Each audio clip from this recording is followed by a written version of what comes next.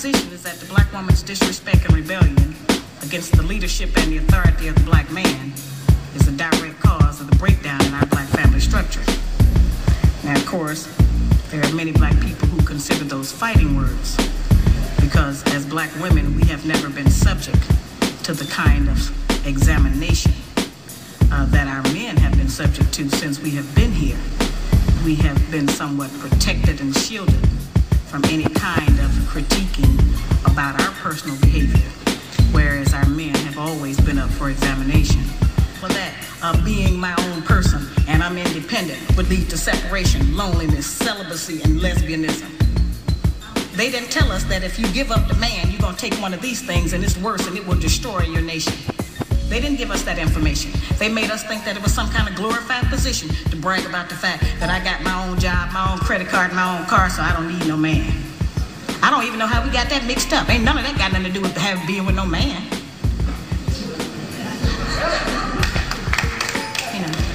We have some serious relationship problems that nobody has been able to address us on because everybody wants to pretend that this is not going on. Over 60% of our women are single, widowed, separated, or divorced. They don't have a man. I just came out of Florida and they got a housing complex that the Urban League built, which is a black organization that is for women and children only. They say they don't allow any men in there. I didn't have time to deal with it, but I talked about them real bad. That's the silliest program I've ever heard of. You know the women that had men if they got a bunch of children. They need fathers. They need protection. We hear about the drug problem that we have in our projects across the country. It's one of the major places that we have a drug problem. We talk about the great strength that we have as black women. Well, the welfare department don't rent government apartments to single black men. Those apartments belong to black women who are allowing this to go on in their home. We have not looked at what part of the responsibility do we share. Yes, black men sell a lot of drugs, and a lot of us black women get the money from them drugs and buy some of these fancy clothes we wear. Drive around in some of these fancy cars. He is not doing these things alone and without support from us, whether they are good or bad. See, we have a lot of power. We are very strong women. I'm saying that we're using our strength in the wrong direction. We're using it to tear our man down, tear our nation down, instead of building it up. Having an education and a job does not necessarily mean you have a successful life. I keep telling black women that to raise a child, they say, well, I provided with food, clothing, and shelter. That's not raising a child, that's maintaining one. To raise a child, you need a parental coalition of a man and a woman. By not having a father in the home, they don't know how to respect women. They take on the black feminine female emotionalism. They become bitchy, they're doubtful, they're indecisive, they can't make a decision. They don't know what to do about being a man because we can't teach them that. We don't have that knowledge. We have daughters who grew up in a home where they don't see any affection, where there's no man there. They go out into the world and try to mate. They don't have no idea how to be no woman to no man. How to function in a house with a man, because they haven't seen it. Most of our children, just like us, get all the information we have about how you be with a mate off television. It's the only medium that shows us anybody being together. Those rules have not worked for us. The white woman's liberation movement, we don't have anything to do with that. We have not been under the control of the black man for over 500 years, so what do we have to get liberated from them from? They haven't been our boss. That's the white woman and her man. They're going through that, and that's their business. We don't have any business being in that. They only introduced it to break down the civil rights movement. The civil rights movement started with the black man, the black woman, and the black child standing together, trying to plead for freedom, justice, and equality, and more benefits in the country that they had built. They threw the white woman in there with the women's liberation movement and made it a woman against man thing. That created a big separation between black men and black women because then everybody started going for self. Then they bring the welfare system in and tell us in order to feed and clothe and house our children, we have to give up our man. You have to put the man out of the house. When the white farm wife goes to the government for subsidy for the farm, they don't tell her to get rid of the farm and they keep that family together. But in the black community, they make it a requirement because they want to keep endorsing into the black community that the black man is no good. and that he is not deserving of respect, he is not deserving of us letting him give us any protection or instruction, and that we are better than them. The major responsibility that the black woman has had on the earth for the trillions of years that we have been here has been one of nutrition and birthing children.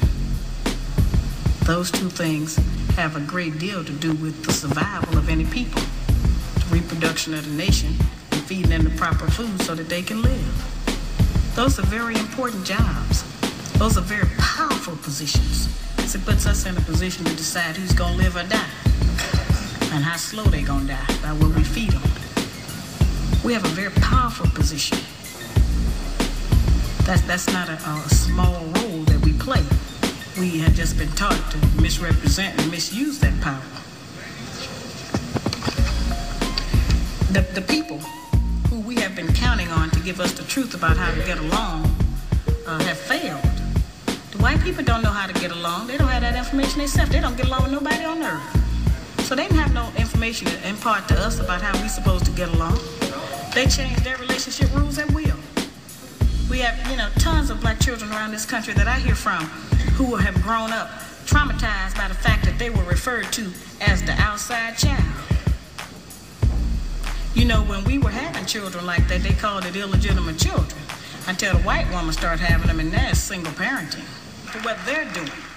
So I've called on our people to change them depending on what we want to do, what our needs are. There's another need that has not been addressed in our community, because nobody will deal with it, and that's one that God did not create three sexes. We only have men and women. Now, I have not said that we should reject the sisters who try and act like men and the men who try and act like women. I'm not saying to reject them from among us, but they need to be taught. We don't have to accept that as some kind of normalcy, because that's not normal. But because now the white people are practicing now, when we were doing it, we were punks and faggots. Now that they're doing it, now it's an alternative lifestyle. How they have set rules that they have forced us to follow that they don't even follow themselves. They change the rules to suit them when they get ready. We can change them to suit us when we get ready, especially if we have what we have now, which is a failing system. It hasn't worked for us. We don't have to be ashamed that it hasn't worked for us. But we do have to be ashamed of the fact that we keep plodding behind it and not trying to make the corrections that will help our people to survive. That the missing link is black women. The black man has been dissected, examined, the white man, the white woman, and the black child. But it has been us as black women who have never been examined. We have been protected, we have been insulated, we have been kept from any kind of criticism about our personal behavior in the home and outside of the home, and we have been given the false compliment that we are the backbone of the black nation. There is no doubt in any community in this country that the men in those communities are the backbone of their nations. There is no doubt in the white community that the white man is the backbone of his nation. The European, the Buddhist, the Korean, the Japanese, the Hispanic, all of those men are the backbones of their community, and there's no doubt about it. It is only in the black community where those values have been transposed and where they put that burden on us and tell us that we are the backbone of the black community, which is a direct insult to the black man and implies that he don't have no backbone and that his women have to represent him.